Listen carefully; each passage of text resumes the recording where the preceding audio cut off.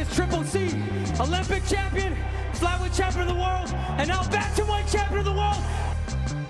Oh, he hurt Dom. He hurt Cruz in a world of trouble here. Oh, he's hurt Gotta bad. fight back down. The referee was gonna stop it.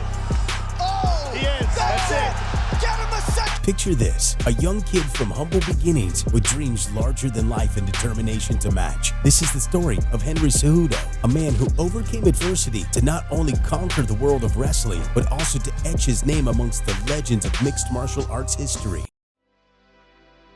The early years.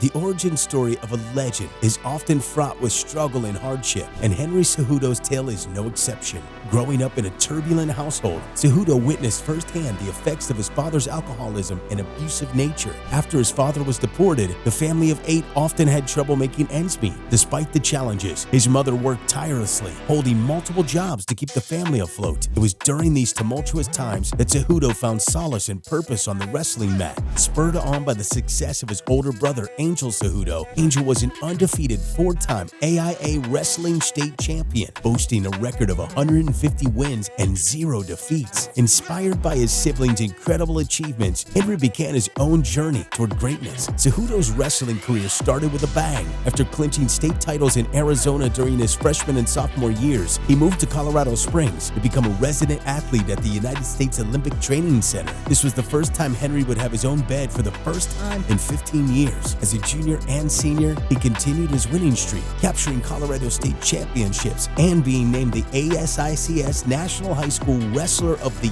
Year in 2006. That same year, he was elected for the USA Wrestling Magazine's Dream Team of High School All-Americans. In 2006, Cejudo's wrestling career took a momentous leap forward when he won the Fargo National title in freestyle. Soon after this victory, he began full-time training at the United States Olympic Training Center in Colorado Springs, Colorado. There, Cejudo prepared for the Junior World Championships. After a 5th-place finish in 2005, Cejudo returned with a vengeance, securing the silver medal for the United States of America. Instead of pursuing a college wrestling career, Cejudo opted to chase international glory, setting the stage for the legendary journey that lay ahead. After a few more years of practicing the craft, Cejudo acquired the first C of his career. At the tender age of 21, Cejudo made history by becoming the youngest American wrestler to win a gold medal in the 2008 Beijing Olympics. Little did the world know that this was just the beginning of this extraordinary journey.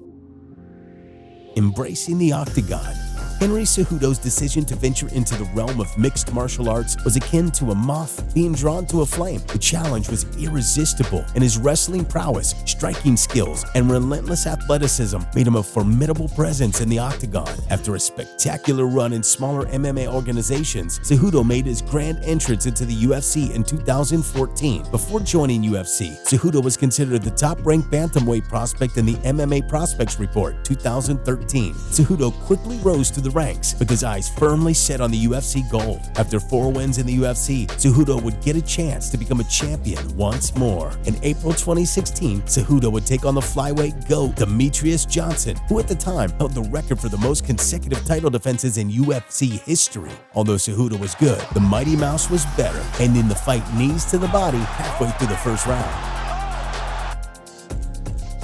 His bad luck didn't end there. Cejudo would go on to be one of the coaches for the Ultimate Fighter Season 24, opposite Joseph Benavidez. How many fights have you not shown up to? A couple.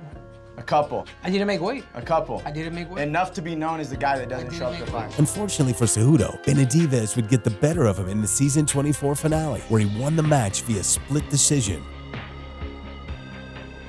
Flyweight Champion. Cejudo, however, wasn't one to give up, as he would go on to win 2 fights before earning a shot at the championship once more. In August 2018 UFC 227, Cejudo, yet again, faced the seemingly invincible flyweight champion, Demetrius Johnson. In an almost poetic back-and-forth Cejudo dethroned Johnson. Let's put it into context. Cejudo was the first person to defeat Johnson in almost 7 years. The flyweight division now had a new king, and his name was Henry Cejudo. In January 2019, Cejudo faced his next challenge, taking on the impeccable bantamweight champion TJ Dillashaw in a highly anticipated matchup. Despite Dillashaw being the greatest to ever fight in the Octagon, Cejudo was undeterred and ready to prove himself once again. The fight was a short one, with Cejudo stunning the MMA world by knocking out Dillashaw in just 32 seconds.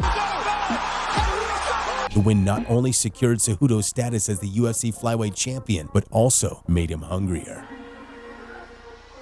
Bantamweight Champion and Triple C.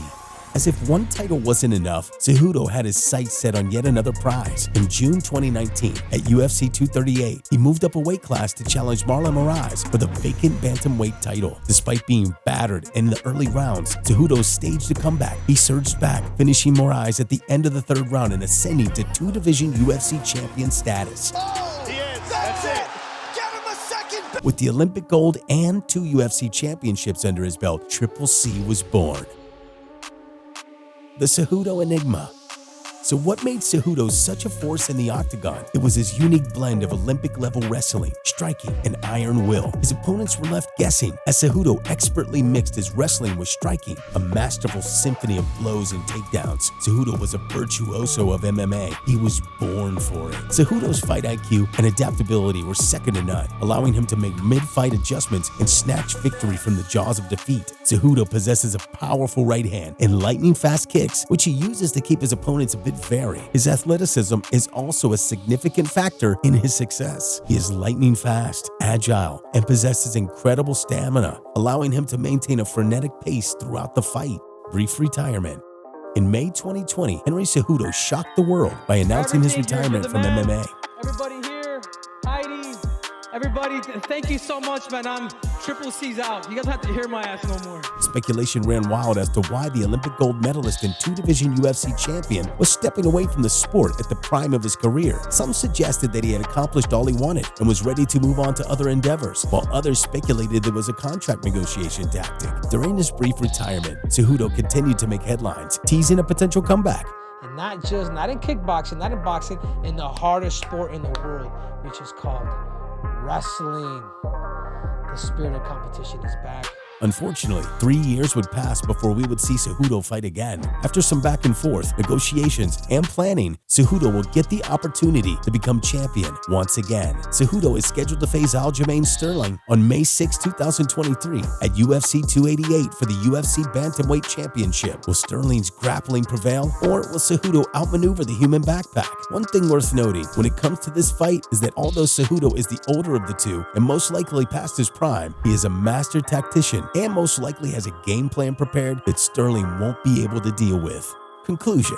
The rise of Triple C, Henry Cejudo, is more than just a chronicle of athletic triumphs. It's an inspiring tale of a man who defied the odds and seized greatness with both hands, leaving an indelible mark on the world of combat sports. So what do you think? Will we see Cejudo crowned yet again?